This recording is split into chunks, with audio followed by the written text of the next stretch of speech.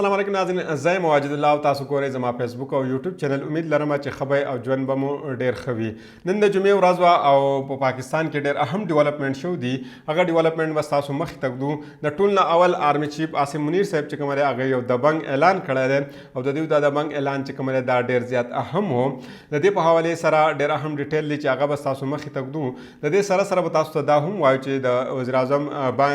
سابق وزیر اعظم عمران خان صاحب سره یو اهم شخصیت چې کوم دی ملاقات کړی دی او هغه اهم شخصیت چې کوم دی د هغې مخې ته د شکایت یو انبار لګولی دی. د هغې په حوالې سره به درته وایو. د دې سره سره به دا وایو چې شهباز شریف صاحب چې کوم دی دا آوټ شو او نواز شریف صاحب چې کوم دی دا ان شو. یعنی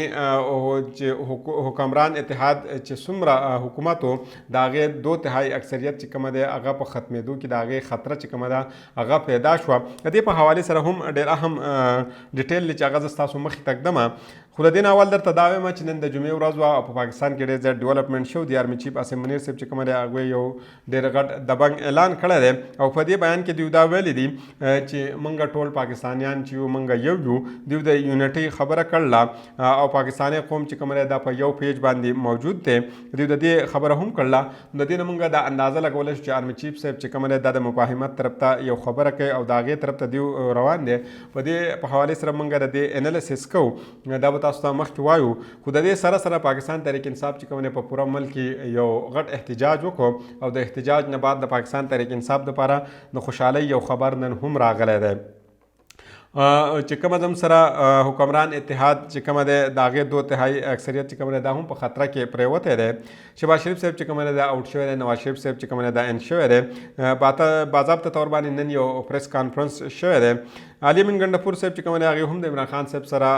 ملاقات کړی دی. د هغې اندروني کهاني چې کومه ده دا هم مخې ته راغله. دا هم ستاسو مخې ته ږدو. اول درته زه دا وایم چې پرون مریم نواز صاحبه چې کومه دی د پولیسو یو وردي اغوستې وه نو د هغې په حوالې سره ډېر کسان چې کومه دي هغه عدالت ته تللي وو. خو د هغې نه بعد نن چې کومه دی پنجاب پولیس د طرف نه یو نوټیفیکیشن چې کومه دی هغه جاري شوی دی او د دې نوټیفیکیشن مطابق چې کومه دی گورنر او سی ام پنجاب چې کومه دی دا د پولیس وردي اغوستی شي. خو د دوی په دې پیجونو باندې به د پاسه سی ام او گورنر لیکلی وي. د ذرایع مطابق چې کومه ده یو بله وردي چې کومه ده دا هم په مارکیټ کې گردش کوي او بالخصوصا په فیسبوک باندې خلک په دې باندې ډېرې زیاتې خبرې کوي چې دا شاید 2 وردیانې جوړې شوې وې. نو یوه مریم نواز صاحبه اغوستې وه او بله چې کومه ده دا د دوی نه پاتې شوې ده. خو زموږ د ذرایع مطابق چې کومه ده دا 2 وردیانې جوړې شوې وې چې یوه مریم نواز صاحبه اغوستې وه او بله چې کومه ده دا ایلیټ فورسز مریم نواز صاحبې دپاره چې کومه ده یو وردي جوړه کړله او دا وردي چې کومه ده په دې باندې ایلیټ فورس د طرف نه د مریم نواز او د سی ام د چې کومه په پیج د پاسه باندې لیکلی شوی دی او دا وردي د تور رنګ ده او دا یونیفارم چې کومه دی دا به په راتلونکي هفته کې چې کومه دی د ایلیټ په پاسینګ آوټ تقریب کې چې کومه دی مریم نواز صاحبه چې کومه ده اغوندي به او مریم نواز صاحبه چې کومه ده اوس د پولیس د وردۍ نه بعد یو د ایلیټ فورس یوه وردي هم اغوندي. خو خیر د دې نه علاوه راځو نورو خبرونو ته ځکه چې په ملک کې نور هم ډېر ارڅ روان دي. وزیر اعلی خیبر پښتونخوا چې کومه دی هغې د کابینې په حوالې سره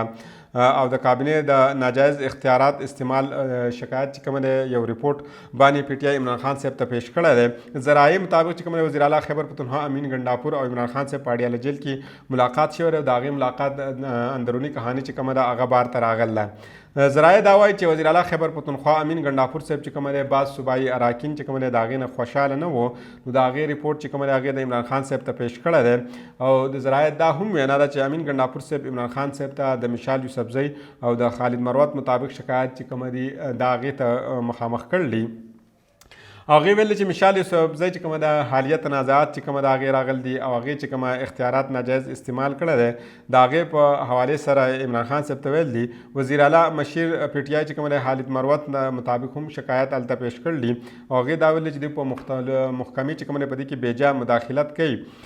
مروت صاحب تاسو پیژنئ چې دا شیر افضل مروت صاحب چې کومه ده ورور دی. نو ذرایع مطابق عمران خان صاحب چې کومه دی صوبایي ممبران د ریپورټ باندې چې کومه دی د تشویش اظهار کړی دی او هغې ویل چې د مشال یوسفزۍ د مستقبل فیصله چې کومه ده د دې اختیار وزیر اعلی خیبر پښتونخوا امین ګنډاپور صاحب ته ورکړی دی او عمران خان صاحب مزید دا هم ویلي چې ته خپل ټیم چې کومه ده دا په خپله ته جوړولی شي او د هغې دپاره ته بالکل آزاد یې او د پارټۍ نظریې خلاف چې څوک کومه قدم اوچتوي نو په هغې باندې چې کومه دی هغه منع کول پکار دي. د ذرایع مطابق امین ګنډاپور صاحب چې کومه دی د سینیر رهنماګانو سره به ته مشوره کوي، د هغې نه بعد کومه دوی به په کابینه کې چې کومه تبدیلي کوي. یقینا جمهوریت دې ته ویلی شي. که دا چېرته بلې پارټۍ والا وی نو هغې به ویلی چې دا خو زموږ موروثي سیاست دی او موږ چې کوم کس ډکلیر کړی دی نو دغه کس به په دغه سیټ باندې موجود وي، یعنې چې کومه وزارت دپاره کومه کس موږ مقرر کړی دی دغه کس به وي. خو عمران خان صاحب کله هم دا ونه ویلي. هغې ورته ویل چې تاسو د خپل ټیم دپاره آزاد یې، چې څرنګې تاسو غواړئ کوم کسان په خپل ټیم کې غواړئ هغه کسان ته اخیستلی شي، ته د خپلې مرضۍ مطابق فیصله کولی شي، ما ته هېڅ قسمه ضرورت نشته او ته بالکل په دې کې آزاد یې. اوس راځو شهباز شریف صاحب لپاره چې کومه دی ورځ په ورځ چې کومه دی مشکلات چې کومه دی دا زیاتېږي. نن یو اهمترین پریس کانفرنس شوی دی او څرنګه تاسو ته ما مخکې دا هم ویلي چې نواز شریف صاحب چې کومه دی دا به دوباره راځي او دوی به د خپله پارټي لیډ کوي او د پاکستان مسلم لیگ نوم چې کومه دی دا به دوی دوباره اکټیو کوي. دارنګې رانا ثناء الله صاحب، خرم دستګیر صاحب او جاوید لطیف صاحب نن یو ځای ناستو او تاسو دا ویلی شي دا نواز شریف صاحب ګروپ و. دوی یو پریس کانفرنس کړی دی او دوی چې کومه د خپلې پارټۍ بیانیه چې کومه د هغې په حوالې سره ویلي او د دوی وینا دا وه چې د پارټۍ بیانیه چې کومه ده د دې منظوري به نواز شریف صاحب ورکوي. که هغه غواړي د مفاهمت بیان وکړي یا که هغه وغواړي د مزاحمت چې کومه ده بیانیه جوړه کړي نو هغه دا د هغې په اختیار کې دي. هغې ویل چې ډېر زر یعنې په 100 هفتو کې چې کومه ده موږ به د خپلې چې زموږ کومه بیانیه ده هغه به موږ وړاندې راوړو او د مزاحمت بیانیه وي او که د مفاهمت بیانیه وي دا به شهباز شریف صاحب په لاس کې وي. نو که دې ته موږ وګورو نو د شهباز شریف صاحب چې کومه دی دی بې یارو مددګار پرېښودو، ځکه که چېرته دوی د مزاحمت بیانیه مخې ته راوړي او یقینا د دوی اراده هم دقه ده چې دوی به د مزاحمت بیانیه راوړي، څرنګه چې د دوی سینیر رهنماګانو د طرف نه راځي چې عمران خان صاحب ته چې کومه دی هغې د مزاحمت په بیانیه باندې هغې عمل وکړو نو موږ شاته لاړو او دوی مخې ته لاړه، حالانکې د مزاحمت بیانیه چې کومه ده دا موږ جوړه کړې وه. نو زیاتره چانسونه دا چې دوی به د مزاحمت بیانیه راوړي. نو چې کله دوی د مزاحمت بیانیه راوړي نو حکومت او د مزاحمت بیانیه چې کومه ده دا دواړه په یو وخت کې چې کومه ده مخکې نشي تللی. دارنګې د مسلم لیگ پنجاب چې کومه دی هغوی یو قرارداد پاس کړی دی. دغه قرارداد مطابق دوی دا ویلی دي چې سابق وزیر اعظم نواز شریف صاحب چې کومه دی هغه یو ځل بیا د پاکستان مسلم لیگ نون قیادت به سنبالي او هغه مخکې تحیات ناهل و د هغې د وجې نه شهباز شریف صاحب چې کومه دی دوی صدر جوړ شوی د پارټۍ او اوس چې کومه دی د هغوی د تحیات ناهلي چې کومه دا هم ختمه کړی شوې ده او د دې سره چې کومه دی دوی اوس MP هم دی. نو دا د شهباز شریف صاحب دپاره د خطرې یو ګنټي ده، ځکه د دې دپاره د خطرې دا ګنټي ده چې د دې ورور چې کومه دی هغه اوس به د دوی خپې چې کومه دي هغه خپې به د دوی وایي. ما چې ډېر اهم خبر راغلی دی او دا خبر د الیکشن کمیشن نه راغلی دی او دا خبر په هغه وخت کې راغلی دی چې کله پاکستان تحریک انصاف ته محسوس نشستی چې کومه دی هغه نه دی ورکړی شو. د هغې نه بعد دا خبر راغلی دی او دا خبر د الیکشن کمیشن د طرف نه راغلی دی. هغې دا خبر ورکړلی چې آزاد کوم اراکین دي د سنه اتحاد کونسل کې د دوی د شمولیت چې کومه دا دوی تسلیم کړی دی. د تفصیلات مطابق الیکشن کمیشن د قومي اسمبلی سیکرټریټ ته باضابطه طور باندې د دې نه هم هغې آګاه کړلي. د دې سره سره چې کومه د الیکشن کمیشن چې کومه د قومي اسمبلی سیکرټریټ چې کومه د هغې ته د پارټۍ اپوزیشن نه هم آګاه کړلي. د دې سره سره دوی د قومي اسمبلی سیکرټریټ پارټۍ اپوزیشن او رکن اسمبلی حلقه وایز هم دوی آګاه کړلي. په قومي اسمبلی کې تقریبا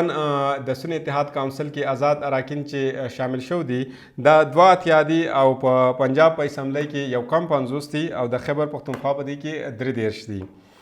آزاد اراکین چې څومره د سنه اتحاد کونسل کې چې کومه شامل کړلي خو په دې کې اهم خبره ناظرین کرام دا ده چې مخصوص نشستونه چې څومره دي مخصوص کومه سیټونه چې کوم دا باقي پارټیانو ته ورکړلي او پاکستان تحریک انصاف ته نه دي ورکړ. نو دې په حوالې سره نن زین قریشي صاحب چې کومه دی هغې یو ټویټ کړی دی او د دوی دا ټویټ چې کومه دی دا ډېر زیات اهم دی. هغې ویلی دی چې الیکشن کمیشن چې کومه دی آخرکار چې کومه دی هغې په خپله دا خبره چې کومه دی قبول کړه او د دې تصدیق یې وکړو چې پاکستان تحریک انصاف سره چې وابسته څومره MNAs دي هغې درست طریق طور باندې په سنه اتحاد کونسل کې شمولیت چې کومه دی اختیار کړی دی او قومي اسمبلی کې دا چې کومه په قومي اسمبلی کې یو پارلماني پارټي چې کومه دا ګڼلی شي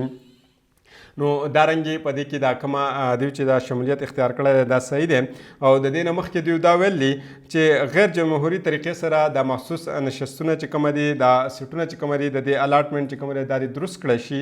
او زموږ ممبران چې کومه دي هغې ته د مخصوص نشست ورکړی شي او پارلماني لیډر تقرري چې کومه ده دا دوباره جوړه کړی شي یا دا یقیني جوړه کړی شي. نو زین قریشي صاحب چې کومه دا په پنجاب اسمبلی کې یو پارلماني لیډر و نو هغه دا غواړي چې دوباره د دوی د پارلماني لیډرشپ چې کومه ده دا دوباره بحال شي نو هغه به بیرته پاکستان تحریک انصاف چې کومه ده د پنجاب په اسمبلی کې دی دوباره اکټیویټ کی. اوس راځو د حنمي چیف صاحب په حواله سره چې هغه ډېر دبنګ اعلان کړی دی او د دوی د دبنګ اعلان چې کومه دی دا صرف د پاکستان دپاره نه بلکې د تمام دنیا دپاره چې کومه دی ډېر زیات اهم دی. آرمي چیف صاحب چې کومه دی ګرین پاکستان انیشیټیو کانفرنس سره یو انتهایی اهم خطاب کړی دی په هغې کې دنده دی ویلي چې آرمي چیف صاحب چې د ترقۍ سفر چې کومه دی دا هېڅوک نشي ودرولی او چې څوک د دې د ودرولو کوشش کوي نو هغې به ناکامه وي. مزید هغې ویلي چې ننني دور کې اهم خبره ده ناظرین کرام چې په پاکستان کې اول ځل باندې یو کس دا خبره تسلیم کړله او خبره دا ده چې معاش استحکام نه بغیر چې کومه ده هر یو ملک چې کومه د دې خودمختاري چې کومه ده د دې تصور نشي کولی. نو موږ که چېرته د پرسنلي د یو کس خبره هم کوو نو چې تر څو پورې د هغه په جیب کې پیسې نه وي نو د هغه خبرې ته څوک غوږ نه دی. کله چې د هغه سره پیسې راشي نو هر سړی د هغه خبرې ته غوږ دی. دارنګې چې په یو ملک باندې قرض وي نو د هغې خبرې ته څوک په انټرنیشنل طور باندې نه د هغې خبره مني او د هغې بار انټرنیشنل ډېر څه معاملات وي نو هغه معاملات چې کوم دي د پیسو د وجې نه همیشه سوي بند وي. لکه موږ د پاکستان مثال والو چې زموږ سره ډېر قریبي ملکونه دي که سعودي عرب دی که چین دی خو چې کله د دوی سره زموږ معاملات راشي نو سټیټ ټو سټیټ چې کله معاملات کېږي نو هغې ته خلک د سټیټ په نظر باندې ګوري خو د بدو د قسمت نه موږ وایو چې دا زموږ ورور دی دا زمونږ ګاونډي دی نو هغه چې موږ باندې څه قسمه پریشر اچوي یا څه قسمه په موږ باندې دباو اچوي نو هغه پوره دباو چې کومه دی موږ د هغې منو او هغې زموږ په ملک کې چې کومه دی اندروني مداخلت هم کوي. لکه څرنګه چې ډېر شی ریپورټ را روان دي چې امریکا چې کومه ده په پاکستان کې تر 100 کلونو نه یعنې 2-3 دهایان نه یعنې د 15 کالو نه چې کومه ده په پاکستان کې دننه مداخلت کوي نو د هغې وجه هم چې کومه ده دا خودمختاري ده او خودمختاري به هله راځي په یو ملک کې ساورنټي به هله د یو ملک جوړېږي چې کله د دوی معاش استحکام د دوی بهتر وي یعنې معاشي طور باندې هغه ملک بهتره وي. نو دارنګې آرمي چیف صاحب چې کومه ده هغې هم دا خبره تسلیم کړله او دا شاید د پاکستان په مقتدر حلقو په کسانو کې اول کس دی چې دوی دا خبره تسلیم کړه. بیا مزید دوی دا هم ویلي چې منفي پروپاګنډې او ټرول چې کومه ده دا ترقي او خوشحالۍ چې کومه ده دا نشي ودرولی. آرمي چیف صاحب مزید دا هم ویلي چې موږ چې کوم یو قوم یو او منفي قوتونه چې کومه دا به موږ ټول رد کوو او موږ به یو ځای کېږو او د پاکستان د ترقۍ او د استحکام چې کومه سفر دی په هغې باندې به زموږ نظر وي. نو د بلې ویډیو پورې ماته اجازه راکړئ. د الله په امان.